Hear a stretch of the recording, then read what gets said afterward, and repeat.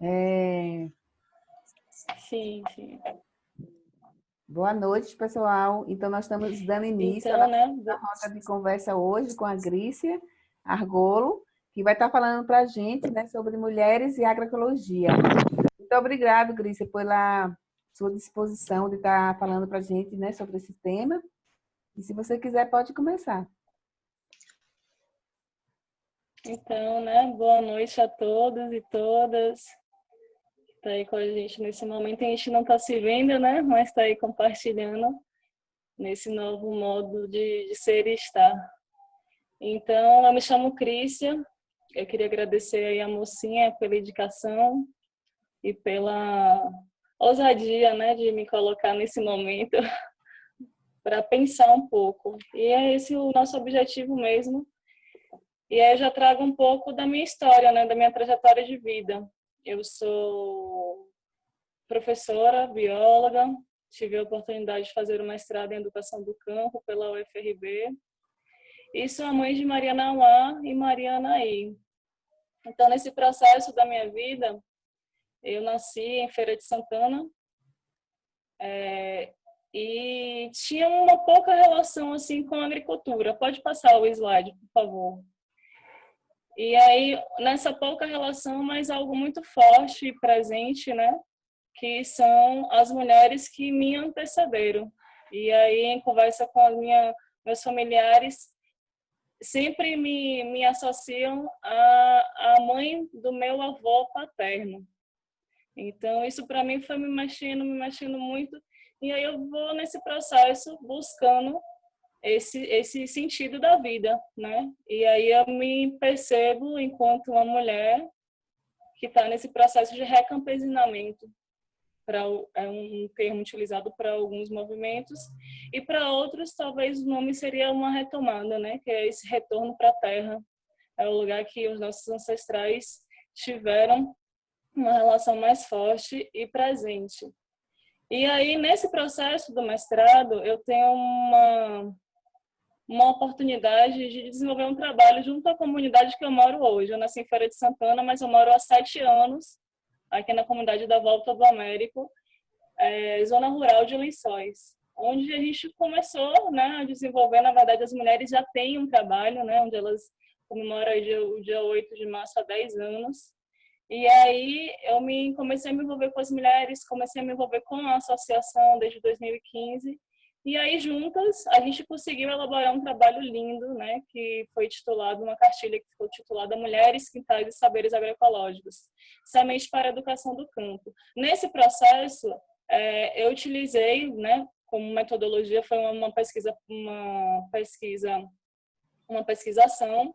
E aí, como método, eu utilizei o Campesina Campesino e utilizei várias ferramentas participativas e coisas que fluíam mesmo a cada encontro, né? E aí eu digo que foi como uma espiral. A gente partiu de um ponto e foi costurando juntas, né, o caminhar da coisa. Aí o mestrado acabou e a relação com as mulheres e com o coletivo e com a agroecologia, ela só tem crescido, né? Só tem preenchido esse lugar. Pode passar, por favor. Então, para início de prosa, eu trago aí uma frase, né, que a primeira vez que eu a escutei, isso me chocou muito, né? Que diz assim: somos metade da humanidade e mãe da outra metade. E aí eu trouxe uma imagem que representa a Pachamama, né, aquela que carrega em seu ventre a humanidade. E aí eu fico me questionando, né? Se somos a metade da humanidade, mãe da outra metade, por que ainda não alcançamos um patamar que poderia ser dito assim, de privilégio, né? Porque estamos ainda na base da pirâmide. E aí, quando a gente pensa a mulher na base da pirâmide, a gente pensa a mulher negra está mais abaixo ainda, e a mulher indígena muito mais abaixo. E aí a gente começa a se questionar, né? Que lugar é esse que eu ocupo, né? Será que meu potencial não é valorizado? Por que não é valorizado, né? Por que a cada 2 minutos uma mulher morre durante a gravidez ou no parto? Por que elas recebem menos de 10% da renda mundial? Por que mais de 800 milhões não sabem ler nem escrever? E 1 em cada 3 sofre agressão física ou sexual ao longo da vida. Então, a gente vai se questionando, né? E é a partir do questionamento que a gente vai buscando as teorias e vai se colocando à disposição para construir junto com essas mulheres, né, uma nova história, que não é a história das mulheres, né, que é uma nova história da humanidade. Pode passar, por favor. E aí a gente vai nesse processo de luta mesmo, né? Por que que nós lutamos? A gente luta contra o patriarcado, contra a misoginia, contra a cultura do estupro, né? Contra a maternidade compulsória, que é isso de desde quando a gente nasce, a gente tá ali. Se a mulher toma lá uma bonequinha para você brincar e tal, e por que não me dá o carrinho para quando eu chegar a uma fase de dirigir, eu ter autonomia para pegar o volante? E aí a gente vai internalizando todo esse processo da nossa criação, né? As nossas avós criaram nossas mães, as nossas mães vão nos criando dessa forma. E aí a gente vai questionando que o lugar que a gente quer assumir não é mais esse lugar, né? E aí a gente vê o processo de violência que as mulheres sofrem, é muito nítido, né? Está cada vez mais nítido, mais sistematizado, né? Os vários tipos de violência, desde a violência física, a violência sexual, a violência psicológica. E aí a gente tem um quadro de feminicídio muito alto, né? No nosso país e no mundo inteiro. Então, não é um problema local, mas local e global também. E aí a gente percebe que, né, não tem como a gente deixar de falar que nesse momento de pandemia, o índice de feminicídio de mulheres que estão sofrendo é muito alto, né? E aí a gente vê num outro processo de luta, que é a luta contra essa divisão do trabalho, né, que está imposta aí de forma hierárquica, onde o homem, né, pode fazer o mesmo serviço que a mulher, mas ele vai ganhar mais. E por que que o homem vai ganhar mais? Então, são esses questionamentos que nos colocam em luta, né, que nos colocam para tentar mudar essa realidade, transformá-la de corpo presente, não só na teoria. E aí é muito simbólico isso, porque quando a gente vai para o campo, aqui na zona rural de Lençóis, por exemplo, os camponeses que não são assalariados, que fazem diárias, eles recebem um valor de diária que é diferente, né? A mulher recebe, por exemplo, R$ 30 por uma diária e o homem R$ 40 por uma diária. Mas se a gente for parar para observar, eles fazem o mesmo serviço e por que que um recebe mais do que o outro? Então, esses questionamentos vão nos colocando em ponto de luta, né? No lugar de luta. Outro motivo pelo qual nós lutamos também é a divisão sexual do trabalho, né? Que aí a gente percebe por quê que a mulher não tem o trabalho reprodutivo. E aí a gente divide a divisão sexual do trabalho entre trabalho produtivo e trabalho reprodutivo. O trabalho reprodutivo é esse, né? Que foi, assim, naturalizado, que é o processo da mulher ter que cuidar dos filhos, cuidar da casa, e só a mulher faz isso, né? E isso é invisibilizado, e isso não tem uma visibilidade e não tem também como é que eu posso dizer assim, não é valorizado. E ela faz isso de forma naturalizada. E algumas mulheres falaram, não tem que ser naturalizado. Será que as mulheres sempre tiveram essa função na sociedade? E aí a gente vem também um trabalho produtivo, né? As mulheres têm aí um trabalho produtivo também que é invisibilizado, que é o trabalho doméstico. E quando a gente vai para o campo, a gente tem aí as mulheres que labutam nos seus quintais, né, que traz a mercadoria para dentro de casa, uma mercadoria que tem um potencial nutricional incrível, né, que não tem o uso de agrotóxicos, é a utilização das plantas para cura. Então, a gente tem esse trabalho produtivo também no campo invisibilizado. E outro exemplo que a gente traz bem forte, assim, é, por exemplo, quando uma mulher ela vai, né, compartilhar com o homem a labuta, a gente tem o quintal e tem a roça. Quando a mulher vai labutar com o homem na roça, não é visto como um trabalho, mas apenas como uma ajuda. E no final das contas, quando essa produção ela é vendida, o dinheiro vai para a mão de quem? Vai para a mão do homem, né? Então, são esses questionamentos que nos colocam em posição de luta, como eu já afirmei. E aí, para a gente lembrar, pode passar, por favor. Uma obra de Frida Kahlo, essa daí, as duas Fridas, que representa aí a origem, né, europeia e indígena da Frida, nesse processo de construção histórica da luta. Pode passar, desculpa. E aí a gente tem o 8 de março, que é lembrado até hoje, né? O 8 de março foi um marco, quando a gente tem aí várias companheiras mortas, né, em um ambiente de trabalho, por lutar por uma equidade, né, uma equidade na busca das melhorias trabalhistas. E aí eu trago duas fotografias. Uma delas é esse cartaz aí ao lado, a Feira Agroecológica da Volta do Américo e o Encontro de Mulheres, que a gente comemorou aí o dia 8 de março aqui na comunidade. Foi realizado aí o 10º encontro de mulheres à volta, e aí são as companheiras que a gente segue aí na luta. E aí, a gente não pode deixar de falar também que nesse ano de 2020, né, a gente tem outras lutas a serem travadas nesse processo de comemoração do dia 8 de março, que é lutar contra o avanço do conservadorismo imposto aí nessa presidência brasileira. E aí as mulheres, na Marcha Mundial das Mulheres, elas levantaram a palavra de ordem que resistimos para viver, marchamos para transformar. Pode passar. A neném acordou. Então, o que nos une, né, nesse processo todo é que a gente luta contra a opressão. Né? A opressão de quê? A opressão de um sistema. Oi? Se você precisar pegar neném, você pode pegar, tá? Eu acho que ela vai vir para cá. O pai foi lá em cima ver. Tá certo. A gente segue. Aí, André, pode trazer ela. E aí a gente tem aí nesse processo as lutas, né, levantadas aí por essas mulheres. A gente traz aí como símbolo um punho fechado, que significa poder, força, né, e a cor lilás, que é justamente essa mistura entre o rosa e o azul. Mas eu queria ressaltar, quando a gente vai falar desse tema feminismo, que antes do feminismo propriamente dito, a gente teve as mulheres feministas, né, que nem sabiam o que era feminismo. E aí eu não posso deixar de falar da Grande Dandara, mulher preta que lutou aí contra o processo de escravidão do nosso povo. E a gente tem como marco teórico, quando as mulheres começam a se organizar, né, e começam a escrever e tal, sobre o feminismo a partir do século XIX. E aí algumas teóricas dividem o feminismo em ondas, né, que vai da primeira, segunda, terceira e quarta onda, e outras dizem que não, que o feminismo é uma coisa só. Aí a gente tem o feminismo liberal, que caracteriza-se aí como primeira onda, vem o feminismo radical, marxista, o interseccional, o feminismo negro, que toma aí um levante agora no momento que a gente vive, muito forte, que luta aí contra o racismo, e faz uma reivindicação direta às mulheres brancas, né, lá do feminismo liberal no início, porque o que é que adianta, né, as mulheres lutarem, né, para alcançar o mercado de trabalho e ficar numa equidade com os homens, enquanto ela terceiriza a criação dos seus filhos para as mulheres negras, e aí as mulheres negras ainda continuam, né, no fogão, continuam na cozinha. Então, são questionamentos que nos colocam a pensar também.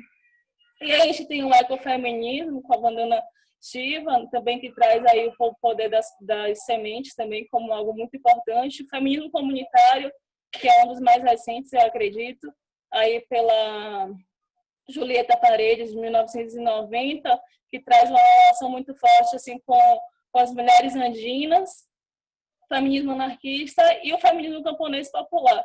E aí, para além desses feminismos, a gente tem o mulherismo africano, né, que tem uma linha mais matriarcal, matriz gestora, que é uma epistemologia totalmente diferente do feminismo, que bebe lá em outras fontes africanas, não tem essa relação com o Ocidente. E mais recente, para mim, nós temos aí o feminismo não, né? A luta das mulheres indígenas, que traz aí essa relação com o bem viver.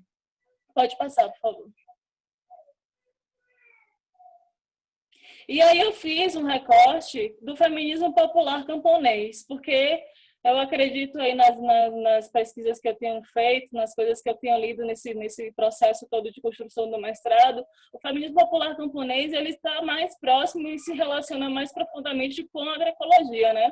Porque para as camponesas a luta de gênero, classe e raça elas são inseparáveis. Se entrelaçam e devem ser assumidas por mulheres e homens, né, em todos os momentos e espaços, em vista da construção do projeto democrático e popular. Então, o movimento de mulheres camponesas, elas já têm essa linha que a gente pode pegar aí, uma linha meio marxista do feminismo, mas que traz uma caracterização mais para o campo, né? E aí traz essa luta contra o avanço do capital no campo, que é justamente o agronegócio, né? Que é aí a mercantilização, né, da vida, diria. E aí eu trouxe alguns movimentos que estão relacionados à via campesina enquanto América Latina, o MMC e o MST também, que vem levantando essas bandeiras, como tem vários outros movimentos. Aí foi só para ilustrar mesmo. Pode passar. E aí, né, a gente segue em marcha. E a gente tem aí já a Marcha das Margaridas, que acontece, não sei exatamente há quantos anos, mas já deve estar na terceira ou quarta ou quinta, não me recordo exatamente, que são das mulheres camponesas, né, que vão de 4 em 4 anos aí a Brasília lutar por reivindicações. Ou seja, o feminismo camponês popular, ele não é uma coisa recente, ele é muito antigo. Para você pensar que hoje as mulheres camponesas, elas podem se aposentar, né, com uma aposentadoria, digamos aí, especial, é porque não foi uma coisa dada, foi uma conquista. Então, as mulheres camponesas, elas já vêm se organizando há muito tempo. E, mais recentemente, nós tivemos aí, o ano passado, a primeira marcha das mulheres indígenas. Então, isso é algo para a gente comemorar muito, né? A gente teve aí em Brasília mais de 4.000 mulheres indígenas, representando mais de 100 povos indígenas. Então, no avanço da luta das mulheres, isso é bem simbólico. E aí a Scott diz para a gente assim: dar visibilidade às mulheres, às experiências pessoais, públicas e políticas nas pesquisas, não é contar uma nova história das mulheres, e sim contar uma nova história da nossa sociedade. Então, muitas vezes, né, as mulheres feministas, elas são mal interpretadas por acharem que nós queremos o quê? Estar superior aos homens. Não queremos isso. Nós queremos estar no patamar igual aos homens e seguir junto com os homens na luta, né? Porque o que a gente tem como inimigo é algo muito maior. E aí, pode passar, por favor. A gente vai entrelaçando aí esses dois conceitos tão importantes, né? Que são as mulheres e a agroecologia. Então, o movimento da agroecologia, ele já vinha caminhando, né? Mas dentro de uma estrutura também onde as mulheres, elas não eram ouvidas, elas não tinham espaço, não tinham voz. E aí, em um desses encontros, a Articulação Nacional de Agroecologia, ela se organiza em encontros anuais, ou bianuais, se eu não me engano, e aí é onde vai se traçar ali, né, na teoria, trazer as vivências práticas para se construir e se consolidar a agroecologia. E aí, em um desses encontros, a mulherada levanta e diz: não, nós também queremos nosso lugar de fala, né? E nossa representatividade. E aí levanta essa palavra de ordem que sem feminismo não há agroecologia. E aí a Emma Ciliprandi, uma das estudiosas da agroecologia brasileira, ela diz o seguinte: a agroecologia não será consolidada como uma ação emancipatória da classe campesina se não enfrentar as questões de subornização e invisibilidade da mulher camponesa. Então, ela é uma figura central, assim, para dizer que sem agroecologia, sem feminismo, não há agroecologia, né? Então, é um processo bem recente, né? Que a gente vive aí, essa imbricação do feminismo com a agroecologia. E somos nós que estamos fazendo isso acontecer, né? Isso é bem importante, a gente reconhecer esse nosso papel. Pode passar. E aí, trazer um pouco sobre a agroecologia, não tem como a gente falar sobre a agroecologia sem trazer um pouco da própria história da agricultura, né? E lembrar que a agricultura, ela foi aí sistematizada, ela se iniciou há mais de 10.000 anos atrás, né? Pelos povos ancestrais originários desses territórios. E aí que são, na verdade, esses que carregam a agroecologia em sua essência, né? E aí a gente vê na década de 60 o boom da Revolução Verde, que foi justamente esse momento onde é arquitetado a produção não, né? Onde é arquitetado para que se haja o consumo intensivo de insumos químicos, né? Segundo aí a ideia de que a produção que já tinha não iria sustentar a humanidade iria passar fome. Então, mas na verdade, no plano de fundo, o que é que a gente tem? A gente tem os insumos químicos da Segunda Guerra Mundial, que eles não sabiam o que fazer, então projetaram aí nos agrotóxicos, nos inseticidas, e vamos botar para vender mercadoria para avançar o capitalismo no campo. E mais em contramão a isso, a gente também tem um avanço muito significativo e importante das agriculturas alternativas, né?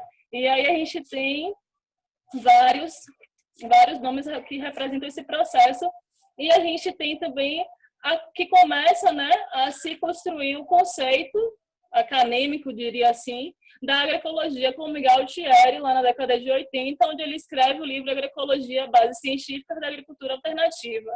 E aí tem a parceria do Glisman, né, nos Estados Unidos, do Guzmán na Espanha, e aqui no Brasil nós temos a nossa grande Ana Primavera, né, que em 1980 também já discutia muito sobre isso, né, traz o livro dela, O Manejo Agroecológico do Solo, e essa afirmação poderosa da Ana Primavera que diz: solo sadio, planta sadia, ser humano sadio. Então não adianta a gente plantar, colher algo grande e digamos assim, bonito no padrão da exportação, quando esse produto, esse alimento, ele não tem o valor nutricional necessário e suficiente, né? E aí a Ana Primavera nos deixa no início desse ano. Pode passar. Então, a agroecologia, ela é uma ciência, né? Ela é uma prática e ela é um movimento de luta. A agroecologia, ela nos convida, né, a alimentar esse pertencimento à terra, romper o sistema posto construído, que foi construído aí à base de muita crueldade e exploração. Isso são reflexões do Targim, que é uma figura, né, um grande pensador aí, que segue junto aos movimentos sociais e aí da Escola Latino-Americana da Agroecologia. E ele traz também como uma das metodologias para fortalecer esse movimento agroecológico são o diálogo de saberes, que é justamente a gente potencializar esse conhecimento trazido pelo povo, né, originário e tudo mais, que traz a agroecologia como essência. Pode passar.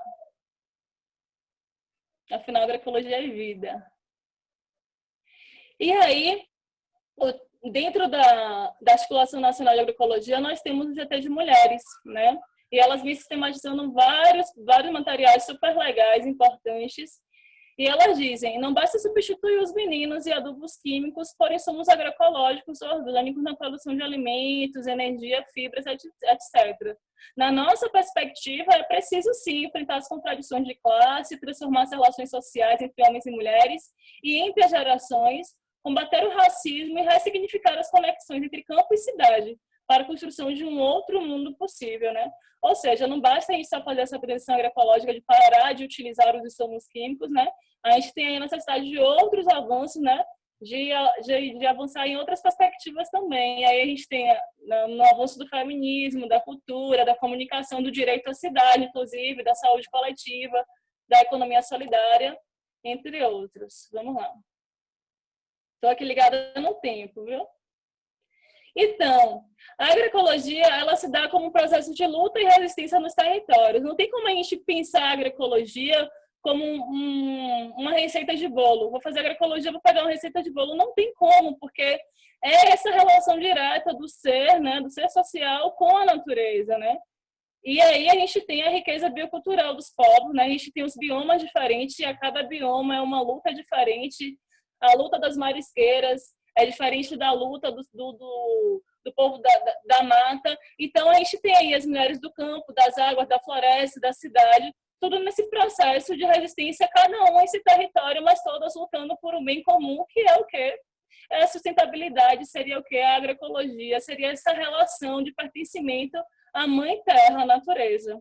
E nesses processos de organização das mulheres, a gente vê aumentando drasticamente, assim, drasticamente foi uma palavra pesada, a gente vê potencializando, né, esses vínculos comunitários, o processo de autogestão dessas mulheres, o resgate das culturas alimentares, e aí aquelas receitinhas maravilhosas das avós, né, que está totalmente ligada ali ao que o ambiente, ao que o bioma oferece para aquela comunidade.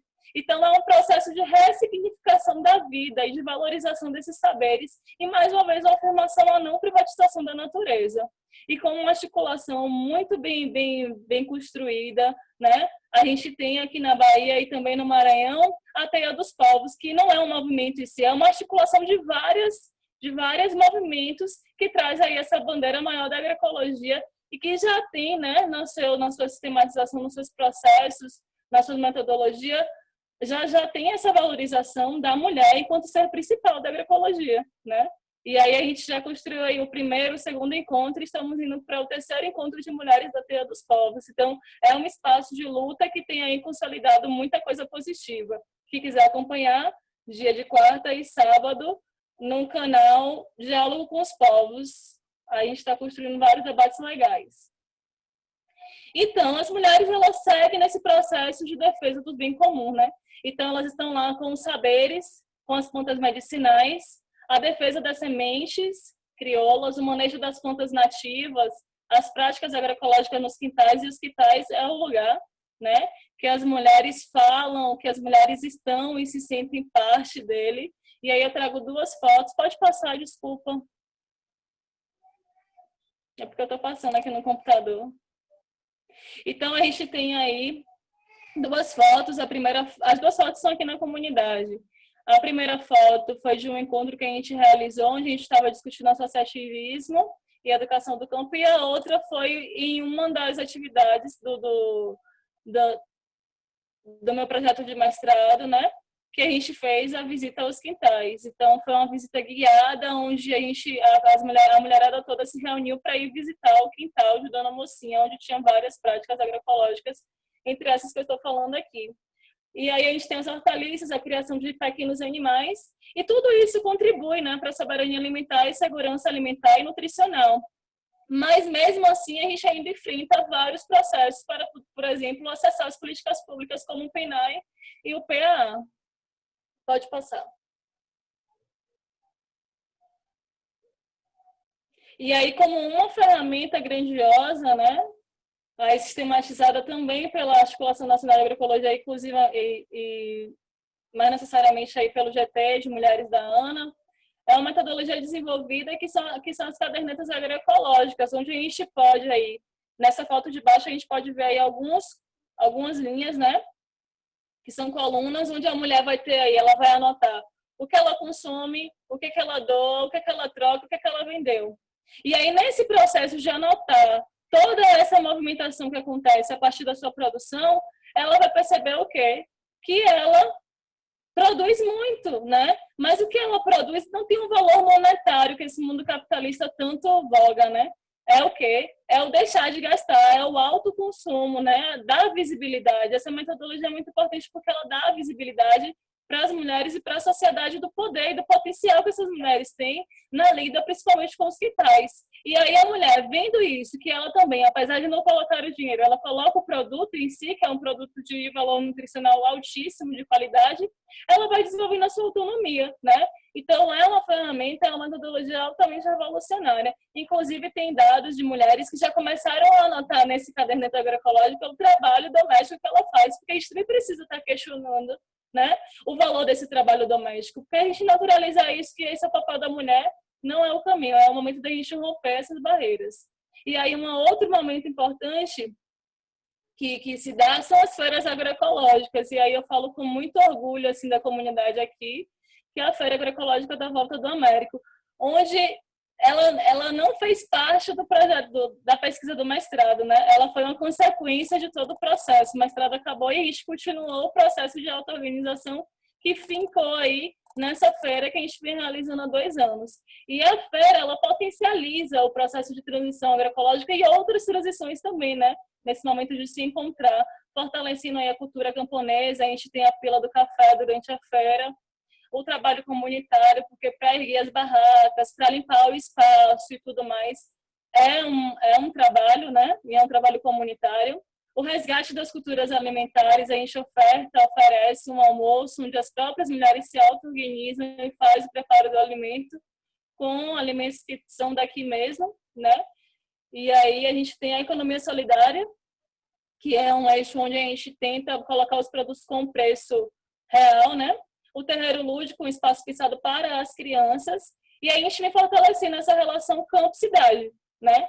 E aí uma das coisas que a gente vem pensando ultimamente é sobre o turismo de base comunitária, no qual a comunidade se mostra ter potencial para isso. Outros espaços formativos para além desse, né, e o que possibilita isso acontecer é a Escola do Campo, que a gente conseguiu reabrir aqui em 2016, se não me engano, nesse processo de construção do mestrado, e a Associação Comunitária, que são 2 espaços onde a gente troca e faz a construção no coletivo, que é a Escola José Pereira Macedo e a Associação dos Produtores Rurais da Volta, que é a Pruva. 2 fotinhas.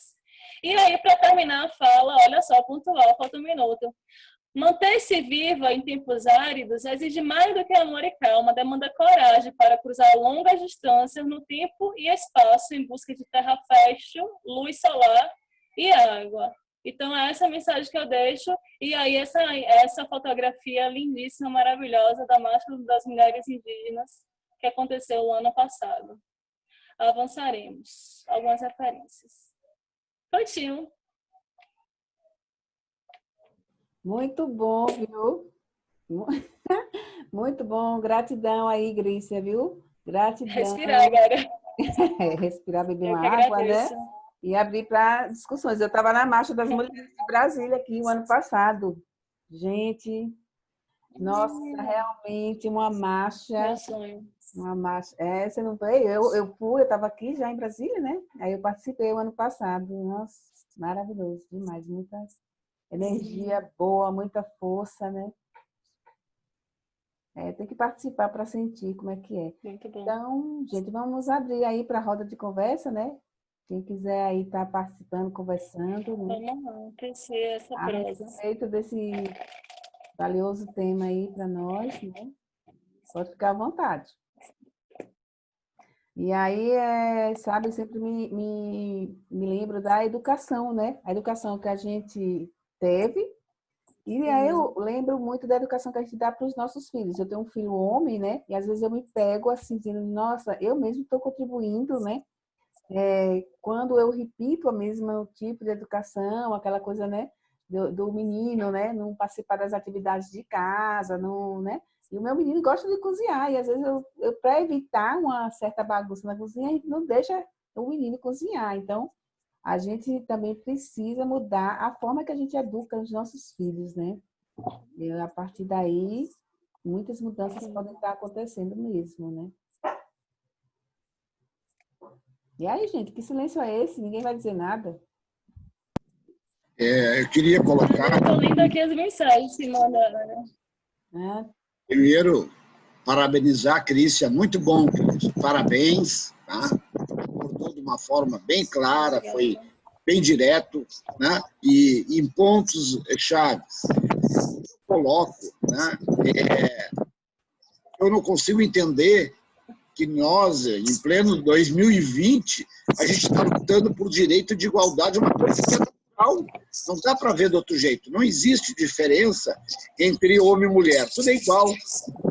E a gente tem que estar lutando para que esse direito, né, essa igualdade que é natural, sempre foi, o porquê disso está acontecendo, né?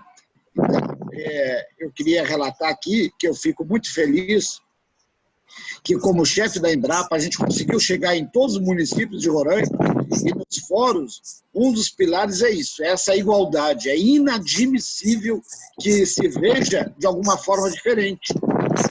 Qualquer sociedade, para ter um mínimo de decência, de respeito, de harmonia, isso é natural. Então, eu queria colocar isso, que eu vejo com certa estranheza, né, que a gente ainda tenha que estar lutando por direitos das mulheres. Uma coisa que é natural, mulher e homem são iguais em tudo. Né? Aí eu queria te escutar nesse aspecto. Como é que tu vê isso, Crícia? Sim. A gente posso responder ou a gente vai para mais perguntas? Acho que você pode ir respondendo, sim. Então, nesse processo, começando a falar sobre a educação dos filhos, né? E quando você fala dos filhos, eu compreendo que você fala do filho homem, né? Não vou deixar ele vir para a cozinha para não sujar.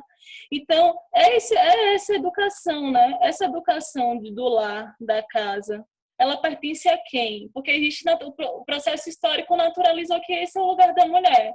E aí, mas se fosse uma menina, talvez a gente já incentiva logo cedo a lavar prato. Toma aqui uma buchinha, vem aqui me ajudar. Ou toma aqui sua calcinha, vem aqui me ajudar. Então, é o processo de naturalização mesmo dos nossos corpos, né?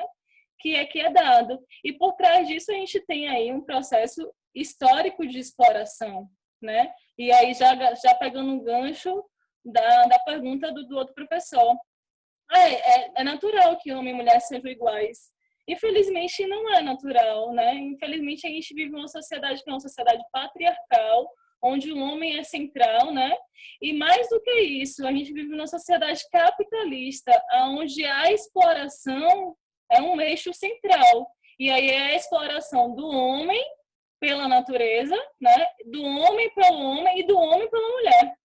Então, nós mulheres estamos lá na base da pirâmide sendo exploradas ainda, né?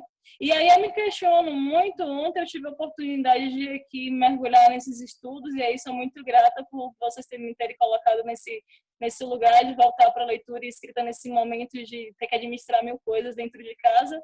E aí eu me vi lendo um pouco sobre o mulherismo africano, né? E o mulherismo africano traz justamente essa parte mais simbólica do que é ser mulher na África, né? A gente sabe muito pouco de África, muito pouco mesmo, e o centro da humanidade é a África. Então, eu acho que quando a gente conseguir fazer esse elo e se ligar ao que de fato, né,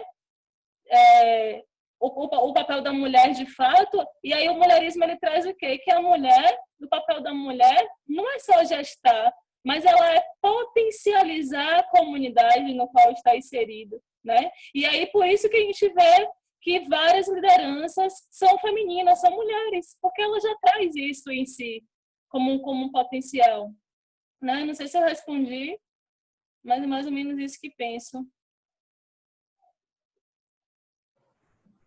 Eu acho que sim, respondeu sim, né, Daniel? O que é que você acha?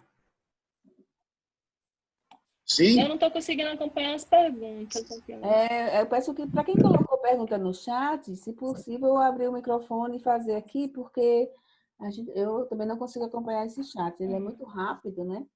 E aí as pessoas... Estou voltando aqui nele, peraí.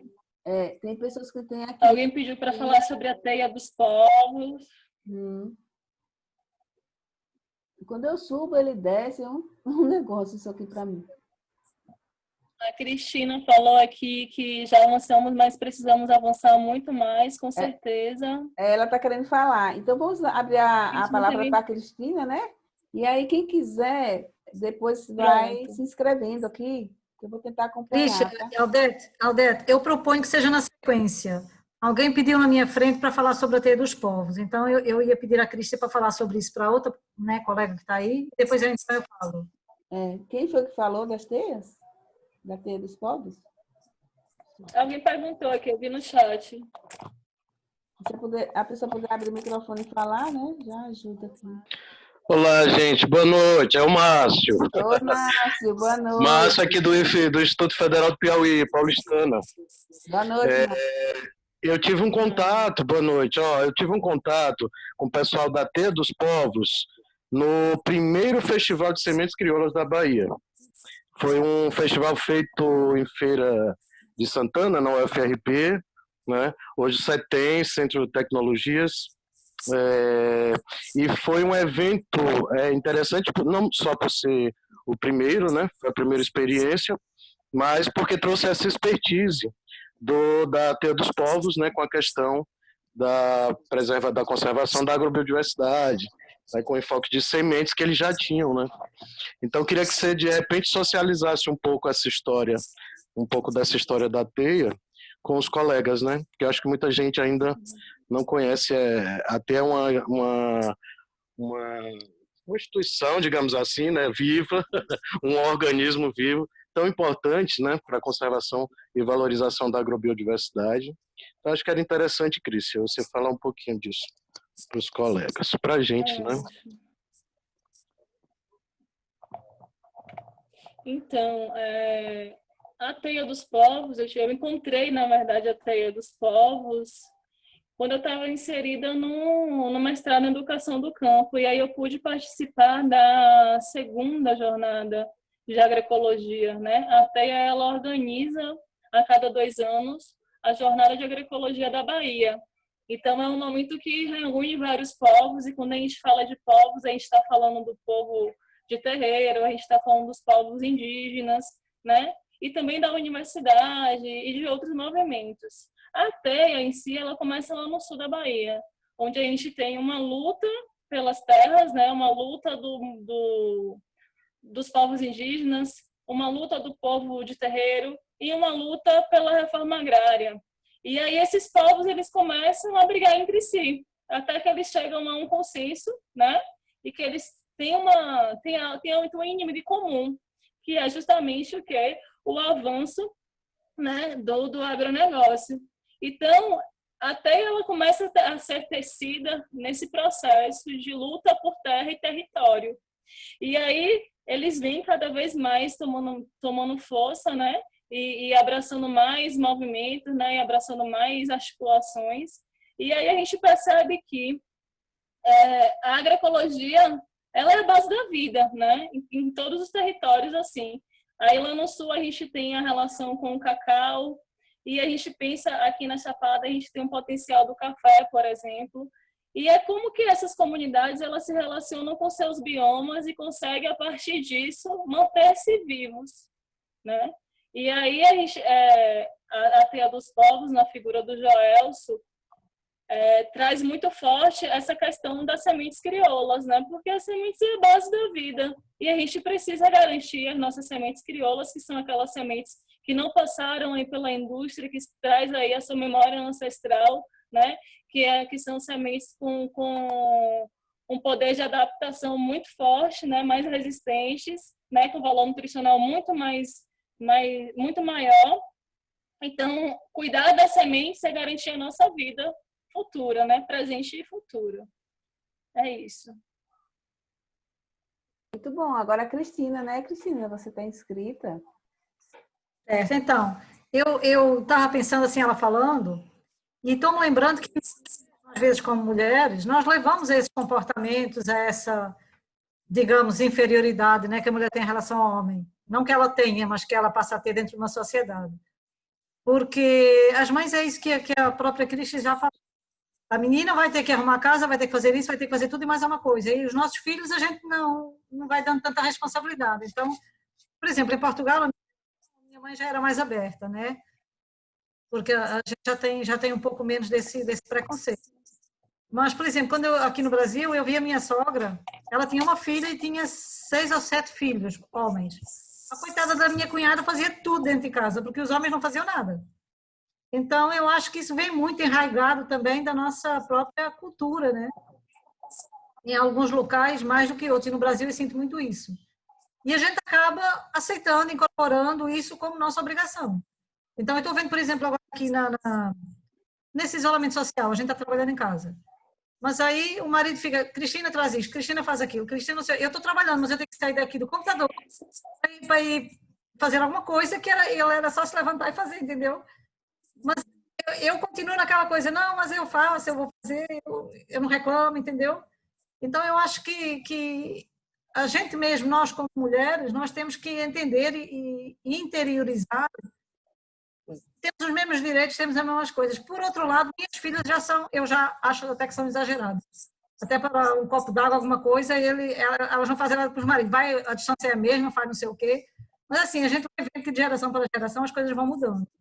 Mas eu acho que realmente é preciso isso da mulher mudar essa concepção. Começando pela educação que tem em relação aos filhos e filhas dentro da própria casa. Cristian, eu vou aproveitar que estou falando, quero te parabenizar pelo teu trabalho na comunidade, eu achei bastante legal. Você falou que começou com mestrado. Mas, repara, você terminou o mestrado, mas você não abandonou a comunidade, você continua fazendo trabalho, e isso levou a promoção dessa feira, né? Então, vê como os nossos projetos de pesquisa, eles acabam tendo uma sequência, né? E uma consequência que eu acho que é muito positivo. Então, quando a gente tem um sonho, né? A gente tem aquela coisa de contribuir, de fazer alguma coisa para melhorar, e isso acaba tendo resultados práticos. Eu acho que isso é muito legal. Então, eu queria muito parabenizar por isso. Eu acho que a lógica, ela é meio que o culminar. Lógico que a agroecologia não fecha, como você muito bem explicou, na questão comercial. Eu vou produzir e vou vender, né? Mas em toda essa gama de como é que eu dizer, de valores, né, que se agregam nessa cadeia de produção. Então, mas eu acho que a feira ela acaba tendo assim uma relevância, porque a pessoa se autovaloriza, a pessoa vê que consegue, né, entrar no campo econômico, que é importante, passa a autonomia, e isso você conseguiu com a sua comunidade. Então, eu acho isso muito legal. Parabéns.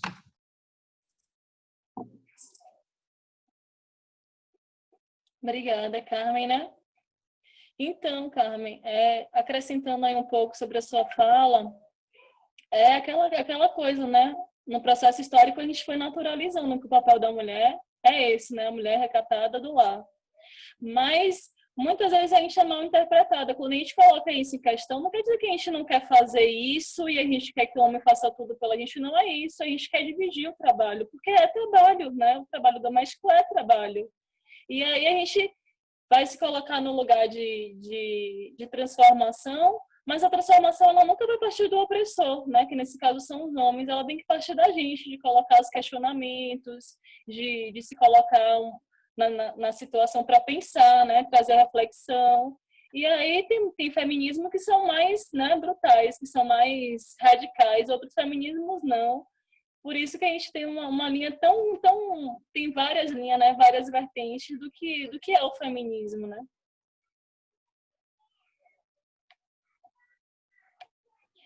E aí, quanto a essa outra problematização que você colocou, de que o mestrado e a academia, ela nos coloca nesse lugar do pensar, né? E aí refletir e colocar a praxis para funcionar realmente, né? Que é essa coisa da teoria e da prática. A academia, ela me possibilitou isso e eu sou muito grata, apesar de ter várias divergências com essa academia burguesa que está aí dada, né? A gente precisa, sim, construir uma outra academia para os povos, né? E aí a gente pensa uma outra academia, não, outra universidade, onde o saber camponês ele também tenha o seu lugar, né, e seja valorizado. E aí nesse processo de se colocar no lugar do pensar, a gente sai do comodismo, né, e aí se coloca em ação. Mas eu acho que é muito disso, de quando a gente já traz essa coisa comunitária, de transformação. E aí quem não tem vai acendendo e a gente vai aumentando essa chama aí, como já está acontecendo aí contra o racismo no mundo inteiro, né? Muito bom. Grícia, muito bom o debate. Esse debate aí é riquíssimo, né? A Carmen está querendo falar. Eu vi aqui no chat, né? Não sei se tem alguém antes dela, mas eu vi que ela colocou agora no chat que quer falar, tá? Essa foi a Cristina, desculpa. A Carmen agora. Carmen, se você quiser falar, cadê você? Não estou vendo a Carmen. Ah, tá. A Carmen pode falar, então.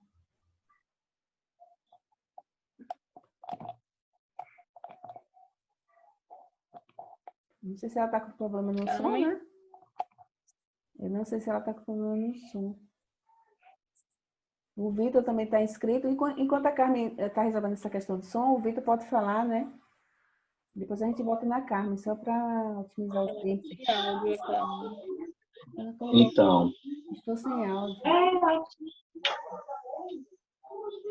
Boa noite. Boa noite, Vitor. É isso, né? Então, queria saudar todo mundo. E, Crícia, queria fazer um questionamento e queria falar sobre um processo que está acontecendo também em Lençóis, né? O questionamento é com relação a essa questão de gênero na educação do campo, né? Como isso é debatido dentro da educação do campo, como isso é sistematizado na escola, né? E falar sobre o processo de construção do referencial curricular de Lençóis, né? Que é um momento que está acontecendo agora e que a gente precisa ir para a disputa, né? Que a gente entende que esse momento é um momento de disputa que está acontecendo no Brasil e no mundo, e é importante a gente estar atento para participar da construção desse referencial curricular no município de Lençóis, para a gente poder colocar a perspectiva da educação do campo, da agroecologia, das questões de gênero, da questão antirracista e todas as demais questões de superação dessa lógica dessa sociedade, né, opressora. E aí eu sinalizo isso para a gente poder fazer parte desse processo, né, de construção. Mas o questionamento é esse, como a questão de gênero é sistematizada dentro da educação do campo.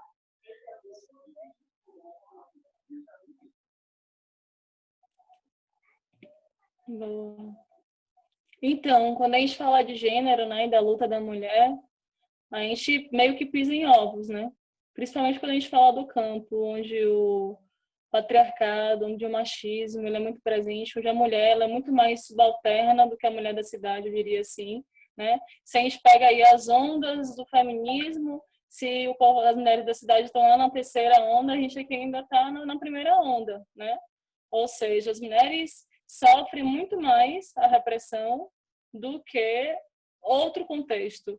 Então, é muito interessante essa pergunta, porque na minha pesquisa de mestrado, eu estive aí com as mulheres em torno de umas 7 a 8 rodas de conversa, né? 8 momentos juntos para a construção da cartilha, e do próprio processo formativo, e em nenhum momento eu citei esse nome machismo, gênero, né? A gente vai criando outras formas de fazer a política, de fazer o processo de empoderamento acontecer, sem necessariamente estar trazendo essa temática teórica em si. Mas a gente percebe que há, sim, um avanço muito grande na luta das mulheres, quando a gente vê que as mulheres são liderança. Por exemplo, aqui na comunidade, a nossa liderança, a nossa presidente é uma mulher, né? A gente vê quem sempre está à frente dos processos organizativos são as mulheres. Então, quando a gente traz aí gênero para dentro da educação do campo, é um ponto super importante a se falar, porque a gente precisa visibilizar principalmente esse trabalho das mulheres, né? Esse trabalho produtivo e esse trabalho reprodutivo, né? E todos os saberes ligados aí principalmente ao manejo, né, dos quintais. A gente precisa firmar isso dentro da educação do campo. E aí, quanto ao currículo de Lençóis, eu me coloquei aí à disposição, também vou participar desse processo de formulação, e eu acho que sim, é um espaço de disputa sim, e a gente precisa ocupá-lo, né? Eu queria só fazer Pode falar, eu queria só fazer um relato, né? Que também é uma experiência que a gente está passando, né? De transição para o campo.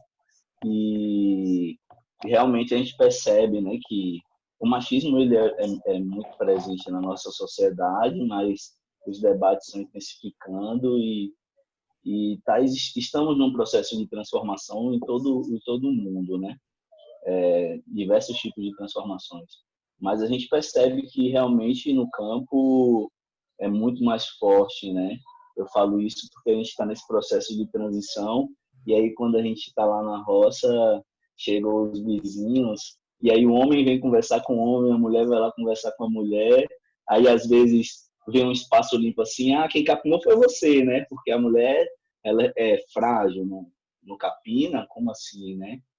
E a gente percebe, né, esse processo, né? E realmente é um processo muito delicado que a gente não pode chegar querendo romper assim de uma forma muito radical, né? Porque ali a gente está construindo uma relação comunitária, então a gente precisa saber chegar de mansinho e tal e ir desconstruindo bem devagar mesmo, né? Mas é isso, só esse relato. Muito bom, Vitor, viu? Muito bom mesmo. Eu estou aqui no chat com uma pergunta da Carmen, né? Ela tentou falar, não conseguiu.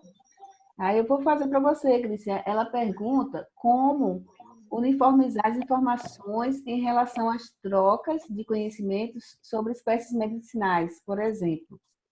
Pergunto por que cada um tem um banco de dados familiar, empírico, mas grande parte das vezes há muita disparidade nas formas de uso e nomes populares. É feito um registro escrito e fotográfico? Que legal. Engraçado que meu primeiro artigo científico foi justamente na etnobotânica, onde eu junto a um assentamento da reforma agrária, um acampamento da reforma agrária em Feira, a gente tenta, né, sistematizar esses saberes sobre o uso das plantas medicinais. E realmente, né, o uso das plantas medicinais é algo milenar, né? A humanidade faz uso das plantas há muito tempo e cada família traz aí a sua maneira de lidar com as ervas. E, por outro lado, a gente tem a academia, né? A ciência, que tem aí na linha da etnobotânica os estudos onde a gente valoriza, né, o conhecimento desses povos. E valoriza o conhecimento desses povos e também faz como diz assim, a validação científica, né, de ir lá e testar realmente, falar, realmente essa planta serve para isso. E a minha memória com as plantas é justamente essa, tomando um chazinho que minha mãe fazia quando eu assistia alguma coisa, que provavelmente é essa memória que ela traz, né? Essa vivência que ela teve com a mãe e a avó dela. E aí, nesse processo, que é super importante a gente fazer a sistematização desses saberes, durante a cartilha eu vou tentar disponibilizar aí o link para vocês conseguirem localizar. A cartilha está no site da UFRB, do mestrado da UFRB, do programa de mestrado da UFRB em Educação do Campo. E aí, a gente vê aquela foto que eu coloquei, por exemplo, da travessia no quintal, da caminhada guiada no quintal. A conversa da mulherada é isso, essa ponta serve para isso, essa outra ponta serve para isso.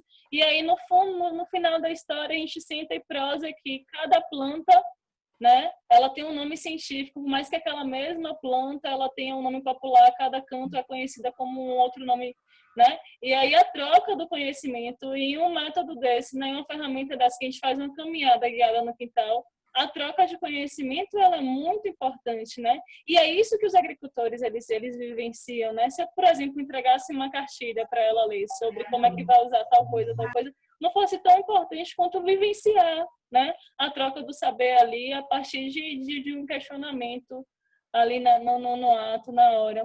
Mas é importante, sim, fazer essa sistematização escrita e até para que isso sirva, né, nas escolas. A gente tem um trabalho lá na outra escola que eu atuo, que também é uma escola do campo na comunidade vizinha. A gente tem um trabalho que é justamente a visita aos quintais, onde a gente vai no quintal, faz leitura, a dona da casa mostra quais são as plantas que ela usa, a gente toma um chazinho coletivo e aí depois a gente vai para a sala de aula fazer a pesquisa. Que planta é essa, qual é o nome científico dela, e aí a gente vai para a literatura acadêmica. É bem interessante. Legal. A Joana, ela disse que está sem áudio também. Eu tentei tornar o áudio. Aí, Joana, pode Oi, falar? Odete. Na verdade, é porque as crianças estão correndo e gritando aqui atrás, mas agora elas deram uma acalmada. No início da fala de você, prazer primeiro, né? Muitos de vocês eu não conheço. Estou lá na Chapada Diamantina, sou observadora da Crícia, do trabalho da Crícia, da Mocinha, do Vitor, da Catarina, que estão aqui também. E sou estudante de doutorado de Ciências Ambientais na USP. E calhou de nessa quarentena eu estar aqui em São Paulo para as aulas, fiquei presa aqui. Estou querendo voltar para Chapada e não sei muito bem como, mas vou conseguir. Aí eu também sofro bastante nas aulas lá da USP. Em vários momentos eu percebo o ecofascismo na fala de muitos professores. E já conversei isso com a minha orientadora, e a orientação é ficar quieta, não contestar. Então, assim, é muito difícil. E eu acho que a minha orientadora fala isso até para me preservar, né? Não é à toa que eu estou lá, foi ela que me colocou até para ajudar a fortalecer o discurso dela, que é um discurso muito interessante de preservação dos saberes tradicionais. Tal. Enfim, aí nas pesquisas e por conhecer Crícia, a Mocinha, eu venho tendo acesso a alguns conhecimentos que são feitos localmente ali na Chapada Diamantina. E eu sinto muita falta de fortalecer esses discursos, porque eu me sinto incomodada em ser obrigada a usar bases teóricas com as quais eu nem conheço, eu não tenho acesso, eu não sei como pensa, como é a construção do pensamento daquele determinado autor, se ele tem uma origem, né, racista, classista, e eu tenho conhecimento da origem do pensamento de pensadoras super importantes localmente, como a Crícia, como a Mocinha, né? Então, assim, como que a gente... Essa é uma pergunta, provocação a todos nós aqui. Como é que a gente fortalece essa rede de conhecimento local para que a gente tenha força para um embate global, que eu percebo que essa é uma das nossas principais lutas hoje. Fica aí. Provocou, Joana. Prazer te ver e partilhar contigo esse momento. Então, eu acho que isso é uma provocação em si, né? Inclusive, eu estava pensando que a partir dessa sistematização que eu fiz para fazer essa fala hoje, já dá para nascer um artigo científico, sim, publicar aí em algum espaço né? Mas é isso, porque nós, mulheres, somos super sobrecarregadas de afazeres, né? E esse lugar de ocupar o espaço da academia vai ficando, né? Vai ficando. Mas que, por outro lado, eu também acho super importante, quando a gente fala de agroecologia, né? A gente não se ater tanto à produção acadêmica, porque a necessidade urgente e necessária é produzir, né? E aí é um desafio nosso, enquanto sujeito que debate agroecologia, né? Que é colocar em ação, mas que também é importante, né? Ocupar esse espaço e produzir saber científico, né? A Emma Cid Prandi, a Maria Pacheco, e a gente tem várias mulheres que estão aí, né? Na disputa desse espaço, produzindo conhecimento, né? Valorizando aí os saberes campesinos e ancestrais desses povos. Muito rica mesmo, né? Muitas reflexões. Eu acho que todas as pessoas que falaram aqui trouxeram aí muitas provocações para reflexões, né? Cada um se debruçar um pouco, gastar um pouco do seu tempo, né? Dedicar um pouco do seu tempo para fazer essas reflexões, né? O próprio Vitor, né? Quando ele fala, né? A gente ter o cuidado, né? De como abordar isso, de construir isso a nível comunitário mesmo, onde em algumas situações existe um machismo muito forte, né? Então, é aquilo que a Grícia também falou, né? Não é um embate, não é uma guerra, não é uma luta, é uma construção, né? E que nós, enquanto mulheres, né, temos que construir isso com sabedoria, né? E não criando uma guerra com os homens, né? Reconhecendo também o papel deles, os valores que os homens também têm, né? Enquanto pessoas, como seres humanos também. Então, eu acho que foi um momento assim muito rico aqui da gente estar trocando realmente muitos motivos aí de reflexões, né? Então, pessoal, agora já são 8 horas, né? E 2 minutos. Parece que a Cristina quer falar, Cristina? É coisa rápida. Tá certo. Eu vou só dar a resposta da Joana. Vai lá, Cristina. Ela me cutucou assim. Então, eu concordo plenamente com a Joana. E nós na academia, nós temos essa mania, né? De que tem aqueles autores que são consagrados, a gente tem que falar neles, tem que usar o que eles dizem, etc. Eu também sou um pouco contra isso. Eu costumo citar aquelas pessoas que realmente têm a ver com aquilo que eu estou pensando. Joana, o que eu posso tentar, assim, contribuir é aquilo que a própria Cristina já falou. É tentar publicar. Porque na hora que você conseguir publicar um trabalho seu, de alguém que está dentro da tua linha de pesquisa, você passa a citar aquela pessoa. E na hora que você passa a citar aquela pessoa, você passa a divulgar esse conhecimento, você passa a divulgar esse discurso, e outras pessoas podem entrar nessa linha. Então, essa história de que aquele autor consagrado tem que ser citado, eu também sou completamente contra isso. Eu acho que ele deve ser citado quando for necessário. E se a gente não concorda com aquele texto, é citá-lo para dizer, apesar de fulano dizer isso, tal, eu não concordo, eu faço assim, eu faço assado, não tenho um problema com isso. Então, eu acho que os autores estão aí para isso mesmo, para a gente concordar, não concordar, discordar, discutir. Então, eu acho que... Mas para isso é preciso que essas outras pessoas, como a Cristina e a Mocinha, e que quer que seja, tenham um ou outro trabalho publicado, pode ser o que for. Né? Porque também hoje em dia tem aquela história, tem que ser qualis A1, tem que ser qualis não sei o quê, porque se não for qualis... Eu sou completamente contra todas essas coisas. A nossa pesquisa, a nossa divulgação científica passou a ser mercantilista. Então, eu já vi muitos artigos A1 não, eu vi A2. Eu estou criticando isso porque eu sou muito revoltada com toda essa qualificação, ainda bem que vou acabar com ela. Então, está completamente erros metodológicos de pesquisa. E está numa revista A2. Então, os critérios que estão sendo utilizados não têm a ver com o mérito da pesquisa, tem a ver com outras coisas burocráticas que para a gente não importa. Muito bem, viu? Nossa, bater palmas para vocês, essa provocação mesmo da Joana, né? E essa resposta aí da Cristina é para fechar com chave de ouro, minha gente. E a Cristina não fez. Deixa eu só completar aqui, Alda. Depois o Ian quer falar, viu? Eu vi aqui no chat que o Ian está pedindo para falar. Então, gente, Cristina, realmente, se eu for falar também da minha percepção em relação a CAPES, né? E essas publicações e as pressões que a gente sofre para estar publicando nesses qualis, não sei das quantas, né? Que nem tem espaço para publicar nossos trabalhos participativos, né? E tal. Mas é isso, sabe, Crícia? Sabe, Joana? E todo mundo que está aqui, né? publica cartilhas. Hoje, com a internet, e-books, né? Isso está muito mais fácil da gente estar divulgando nossos trabalhos, e é fundamental mesmo. Tá bom, Nestor, pode falar, depois o Ian, viu?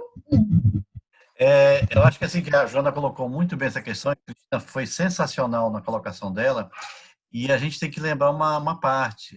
Quem não publica não aparece na academia, não aparece na pesquisa. Então, a gente pode publicar. Por isso que a ABA tem a Revista Brasileira de Agroecologia, que ela na ciência agrária é B2, e tem um caderno para os eventos. Ele é super importante porque ela faz até a regionalização de alguns eventos, ela publica nacionalmente. Então, é uma oportunidade que pode fazer, por exemplo, algum tema desse, dá para botar um tema específico dentro do caderno de agroecologia num evento. E isso é tão importante que, às vezes, eu já publiquei artigos em A1, né, Cristina, em A2, e depois não tem... Você vai mostrar para as pessoas, olha, isso aqui foi apresentado, foi feito. As pessoas localmente, regionalmente, nem sabem que existe aquela publicação. Elas não simplesmente não... Agora, um capítulo de livro que a gente já participou com universidades aqui, também eles são super importantes, os livros locais, porque fica aquele conhecimento local, circula também, né? Que às vezes o pessoal fala muito dessa parte de CD-ROM, de pendrive, não sei o quê, mas lá na comunidade o acesso é papel mesmo. Às vezes a gente não tem muito como resolver, botar o velho no papel. Tá? Esse é esse recado. Vamos aproveitar aqui a Revista Brasileira de Agroecologia para vocês colocarem esses artigos, essas coisas assim. Lá tem um campo muito bom, a gente aprende muita coisa, tem muita discussão legal lá dentro, tá bom? Mas os quales da vida aí é só para cumprir meta, né, institucional e meta de pós-graduação, né? De fato, aquele conteúdo não é nem apropriado para os pequenos e as pequenas agricultoras, agricultura tradicional, né? Enfim, mas aí é uma outra roda de conversa, né? O Ian agora quer falar. Pode falar, Ian. Oi, gente, boa noite, tudo bom? Espero que tá todo mundo me ouvindo, tá tudo certo? Tá tudo certo, Ian, boa noite. Pode falar, tá um pouco. Então, falar uma fala rápida até, né, porque pra gente não se estender muito, né, a gente tinha contado uns horários mais curtos para essas rodas de conversa. Em primeiro lugar, adorei todas as falas, muito obrigado assim, pelas provocações todas, Cristina, eu concordo com você plenamente. Tudo isso de usar os autores clássicos, como a gente sempre usou, que usar isso. E a gente está produzindo muita ciência, muito mais humanizada, muito mais agroecológica, só que a gente não tem tanta divulgação assim como que a gente está vendo, né? Até por ter menos tempo presente na academia, né? Como esses outros, muita outra gente para tá, né? Eu tomei todas as falas de verdade, assim, eu, né, especificamente com branco, todo tipo europeu, todos os privilégios que isso acarreta, né? Também não me sentia confortável no lugar de fala para falar de feminismo, que é esse papo de vocês mesmo, e isso a gente tem que escutar e aprender com vocês e tentar simplesmente apoiar a luta de vocês, como é o caso do antirracismo e tudo mais. A gente está ainda tá vogando atualmente até mais por todas essas questões que estão acontecendo, né? A agroecologia se faz assim, desse modo, a gente escutar o outro e a gente conseguir construir junto com o outro, né? Porque foi tudo que a gente conversou nos outros cursos e até agora, que é isso, a gente não pode chegar com coisa pronta, né? A agroecologia não é isso. A agroecologia é processo participativo. A agroecologia se constrói em conjunto, se constrói em rede. A gente não tem isso, assim. Eu só queria mesmo trazer essa fala, mas mais no sentido mais de agradecer vocês mesmo. Foi muito boa a roda de hoje. Eu não tenho botado meu tá ficado aqui de internet, o som voado. É isso, viu? Muito obrigado, viu, gente?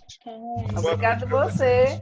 Oi, Ana. O seu som está um pouquinho ruim, mas deu para entender no geral o que você falou, né? Obrigado pela sua fala, pelo seu apoio. Mas vocês podem falar, homens, nós precisamos de vocês, né? Do apoio de vocês, tá? Para construir essa mudança de paradigma, né? Que começa desde a educação, como foi falado aqui, né? Pessoal, eu peço para que quem não registrou a presença no chat, que faça isso com o nome completo, para a gente poder depois computar para a emissão do certificado, tá? Então, quem não fez ainda, por favor, coloca lá, que é a nossa listinha de presença, que aí é exigida aí para poder ser emitido um certificado para você, tá? Então, a gente teve, então, foi até mesmo algumas pessoas, né, fizeram contato comigo, dando essa sugestão da emissão de um certificado, e a gente analisou essa possibilidade junto lá com a Embrapa, né? Mas realmente eles exigem essa frequência, essa lista de frequência, que é o que a gente passa para eles estarem computando, né? Para a emissão do certificado, tá? E a gente vai fazer da seguinte forma: o conjunto de todas as rodas, né, para a emissão de um único certificado, né? Então, dá 70% de presença nessas rodas é que as pessoas que tiverem é que vão receber o certificado, tá certo? Então, é o conjunto, não é cada roda, não. É o conjunto de todas as rodas aí, tá bom? Combinado? Claudete. Então, oi, Danilo. Eu queria falar só mais uma coisinha. Não, Danilo, vai lá, Danilo. Danilo, depois a Cris. Oi, gente, boa noite. Boa. Crícia, parabéns pela Danilo, colocação da temática. São pessoas guerreiras aí que o esposo dela estudou comigo no mestrado e tal. Conheço a luta dele e dela. Mocinha também. Eu queria falar o seguinte, enquanto educador, da importância que nós temos na sala de aula para debater a questão da masculinidade tóxica, né? Que isso já complementa ou traz a resposta, no bom sentido, para o que Ivan trouxe, né? Porque isso colabora, Ian, né? Isso colabora no sentido de que você debate a masculinidade tóxica com os meninos e aí você trabalha com aqueles jovens que estão sendo treinados desde pequenininho em casa a serem reprodutores do machismo. Então, se a gente também trabalha isso em sala, já com os pequenos ou os adolescentes, esse também é um papel nosso, não é? Porque assim como não basta não ser, né? Tem que ser antes ser, tem que fazer algo contra isso. E aí eu tenho buscado, não que seja fácil também, né? Porque somos resultado desse processo de molde, né, da sociedade. Mas uma certa vez eu até questionei em uma aula do mestrado, e aí a aula era sobre feminismo e uma temática de punks, e eu dizia que eu gostei da temática e tal, mas eu pensava, mas quem vai dialogar isso com os meninos? Não é? E até eu fui um pouco copodado na hora, porque diziam, não, mas quem tem que perder tempo falando com homens são os homens. Né? A moça disse, eu não vou perder tempo ensinando o homem como ele não ser machista. Mas eu dizia, olha, é importante também dialogar com os rapazes, com os homens, não é? Porque senão o conhecimento liberta. Então, quem busca esse conhecimento, quem tiver oportunidade, ele também vai conseguir se desamarrar um pouco, ou talvez totalmente. E eu vejo isso na sala de aula, quando na EFA, né, na EFA de Cuba, quando a gente trabalha as questões nos serões de masculinidade tóxica, os meninos, eles se pegam nas reflexões, eles conseguem entender o cotidiano deles, e isso de alguma forma vai trazendo resultados. É isso que eu quero dizer.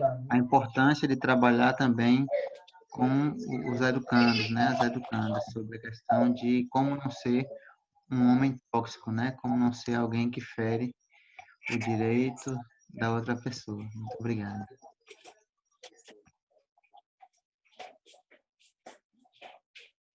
Perfeito. Acho que a Grícia quer falar, né, Grícia? Posso falar? Pode. Tem inscrito, não? Muito boa essa sua colocação, Danilo. E é justamente isso, né? Não basta não ser machista, né? Tem que ser aí antipatriarcal. E aí o ser antipatriarcal vai se colocar nesse processo de desconstrução dessa sociedade para a construção de um novo lugar, né? Onde os homens é uma coisa bem simples, né? Mas ao mesmo tempo a nossa formação coloca como algo absurdo. O que é um homem compartilhar o serviço de casa, né? ter ali a mesma função ali da mulher, compartilhar aquele espaço que é o lar, né, que é dos dois. Então é a gente pensar mesmo assim, como é que a gente desconstrói essas coisas que foram naturalizadas durante o tempo nessa sociedade capitalista exploratória. E aí e aí eu achei bem interessante ele falar isso, assim, porque eu acho que o caminho é bem esse mesmo. Vocês, homens, também precisam assumir um papel antipatriarcal, né, para a gente conseguir chegar a essa sociedade que a gente busca, porque não adianta o homem se dizer revolucionário, né, e pregar aí a misoginia, né, fazer uma revolução para quem, né? E aí, fechando esse ponto, eu queria voltar aí à provocação da Joana, pegando aí a fala da Cristina sobre essas produções acadêmicas. E enquanto pesquisadora, eu também me coloquei nesse dilema, né? Tipo, vou produzir uma dissertação e os envolvidos na pesquisa, que são as mulheres com qual eu trabalho, elas vão ter acesso. Então, o mestrado em Educação do Campo da UFRB, ele nos possibilita produzir um produto, né? Que pode ser uma cartilha, pode ser uma produção audiovisual, que aí chega aos sujeitos realmente, aos sujeitos que interessa, e a gente não faz a revolução das traças, né? A gente faz algo real mesmo. Então, como produto, né, a gente fez essa cartilha, e aí é nesse dilema, né, de ser pesquisadora, mas também ser sujeito envolvido no processo. Então, a construção da ciência, né, a academia, ela precisa estar mais aberta a essa nova construção, né? E aí essa nova construção vai nos colocar como também produtoras desse lugar, né? E aí vai permitir que as mães também sejam produtoras da ciência, né? E aí a figurinha veio aqui pro meu colo agora. Eu lembro que eu defendia a minha qualificação com a minha bebê no colo, né? E as companheiras que eu escolhi para estar na banca respeitaram, né? E me acolheram. E aquela era a condição que eu estava para estar ali. Então, que ciência é essa que a gente vem produzindo até hoje? Né? Ela está a serviço de quem? Né? A serviço de quê? Então, o meu embate não é com a produção da ciência em si, mas é pensar, ela está servindo a quem mesmo? Né? Ela é financiada por quem mesmo? Então, é nesse processo que a gente vai se refazendo, né? E refazendo todos os locais onde a gente pisa. E aí tem uma frasezinha que diz onde uma mulher pisa, né? Mas esqueci agora, fugivelmente. Mas quando várias mulheres estão juntas ali, o movimento ele acontece de fato. E é isso, a gente tem que se potencializar e potencializar uma outra. E a gente foi criada de uma forma tão reprimida, né? Que a gente naturalizou essa rivalidade entre as mulheres, quando na verdade, no fundo, a gente não tem nada de rivalidade, a gente está junto para construir todo o processo histórico, né? E para construir esse processo de uma nova sociedade. Não é a história das mulheres, é a história da nova sociedade, que as mulheres vão andar coda a coda aos homens, né? Para lado a lado. Muito bom, Crícia, né? Ela traz uma outra problemática aí, né, que é as mulheres competindo entre si, né, disputando espaço, disputando, né, que também não constrói nada, só destrói, né. Mas, gente, a mocinha fez uma sugestão aqui maravilhosa para a gente lá no chat, né, para a gente terminar com música. Cadê a mocinha? Essa mocinha é demais. Merece, né, uma música assim, na noite, depois de um dia aí, de muitas coisas acontecendo. Magda também pediu para falar. A Magda pediu para falar? Eu gostaria só de falar uma frase, né, que nós do movimento feminista sempre entoamos, é: quando uma mulher avança, nem o homem retrocede, né? Então, a gente sempre vem colocando isso, porque o feminismo, né, e as mulheres estarem juntas, isso não exclui os homens, isso não é contra os homens. É contra um sistema que oprime as mulheres, que inferioriza, né, que violenta, né? É contra isso. Nós não somos contra os homens. Então, eu sempre puxo esse grito, né, que é: quando uma mulher avança, nenhum homem retrocede. Para a gente saber o nosso local mesmo. Puxa aí de novo. Saber essa importância. Quando uma mulher avança, nenhum homem retrocede. Nenhum homem retrocede. Quando a mulher avança, nenhum homem retrocede. Nenhum homem retrocede. Vamos, homens, liga o som aí, liga o microfone. Tem que tirar foto, tá? Não vamos esquecer da nossa foto, não. Eu quero ver os homens gritando esse grito aí, ó. Quando as mulheres avançam, os homens não retrocedem. Cadê o... Cadê os homens? Cadê a voz dos homens nesse negócio? Quando as mulheres avançam, nenhum homem retrocede. Quando as mulheres avançam, nenhum homem retrocede. Muito rico. Eu tava vendo as crianças da Joana, lindas. Gente, vamos tirar uma foto, ligar o vídeo, né? Pra gente tirar a foto, botar lá no grupo. Tá aparecendo. E depois vamos terminar com a música e com um grito aí de guerra. Muito bom, viu? Esse momento com vocês aqui. Algumas pessoas estão com... Não sei se é porque não está podendo ligar o vídeo, né? Eu vou tirar a foto mesmo assim. Vamos lá. Cadê as crianças, Joana? Bota as crianças aí na tela. Massa, viu? Olha a Morinha ali. Peraí, deixa eu falar no grupo, ver se deu certo. Olha, mocinha. Andei perdendo essa fotógrafa digital aqui. Tá... Ai, que linda. Ela é ruivinha, ela é ruivinha, que linda. Mocinha, se quiser começar na música, eu tô abrindo aqui o WhatsApp Web para colocar.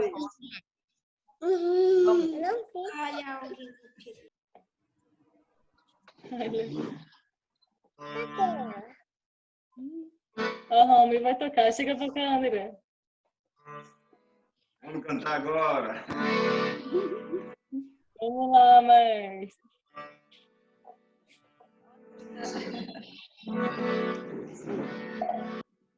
Pra mudar a sociedade do jeito que a gente quer, participando sem medo de ser mulher. Pra mudar a sociedade do jeito que a gente quer, participando sem medo de ser mulher. E a luta não é participando sem medo de ser mulher. Mudar a sociedade do jeito que a gente quer, participando sem medo de ser mulher. A luta vai pela metade, participando sem medo de ser mulher, fortalecendo os movimentos populares, participando sem medo de ser mulher. Sociedade do jeito que a gente quer, participando sem medo de ser mulher, para mudar a sociedade do jeito que a gente quer, participando sem medo de ser mulher. Porque a luta não é só os companheiros, participando sem medo de ser mulher, pisando firme, sem nenhum segredo, participando sem medo de ser mulher. Sociedade do jeito que a gente quer. Do jeito que a gente quer. Participando sem medo de ser mulher. Porque a luta não é só dos companheiros, participando sem medo de ser mulher, pisando firme sem pedir nenhum segredo, participando sem medo de ser mulher. Pra mudar a sociedade do jeito que a gente quer. Participando sem medo de ser mulher, para mudar a sociedade que a gente quer, participando sem medo de ser mulher. Participando sem medo de ser mulher, fortalecendo os movimentos populares, participando sem medo de ser mulher. Para a sociedade que a gente quer, participando sem medo de ser mulher. Para a sociedade que a gente quer. Aqui, ó. Espera que eu vou tirar uma foto, peraí. Aí, agora, vira ainda. Vai ficar massa. Essa foto vai ficar massa. Vocês vão ver lá no grupo, viu? Manda pra mim depois, que eu só tô vendo você agora no celular. Eu? Deve ser o seu formato. Gente, que coisa maravilhosa, né? Essa música aí. Gente, é muito bom. Eu fiz não sei o que aqui, que agora tá bagunçando o negócio todinho. Ai, meu Deus do céu. Não tô vendo quase ninguém. Pede pra mosquinha tirar a foto. Tirei a foto, botei lá no grupo. Vocês estão todos lá no grupo? Não sei. Agora voltou. Consegui voltar aqui com todo mundo. Bom demais, né? Gente, olha, realmente. Ó, você tem que estar todas as rodas de conversa com essa sanfona, viu, amigo? Pelo amor de Deus. Todas as rodas. A gente quer a presença sua da sua sanfona maravilhosa aí. É isso, gente. Maravilha, valeu. Muito bom, bom demais. Eu vou salvar o link lá no YouTube e boto lá no grupo, tá certo? Foi tudo gravado. A gente pode postar lá, Grícia? Sim, sim. E vamos aí pensar em umas cartilhas, algumas publicações, gente. Nós vamos pensar nessas coisas, né? A gente sempre deixa passar, vai passando, passa os cursos, passa as coisas e a gente não programa nada. Vamos aproveitar essas conexões aí, hein? Abraço grande. Boa noite para vocês. Obrigadão. Até mais. Maravilhoso. Um prazer enorme. Todos maravilhosos. Tchau. Beijão, viu? Abraço, gente. Tchau, tchau. Abraço. Tchau. Tchau, tchau.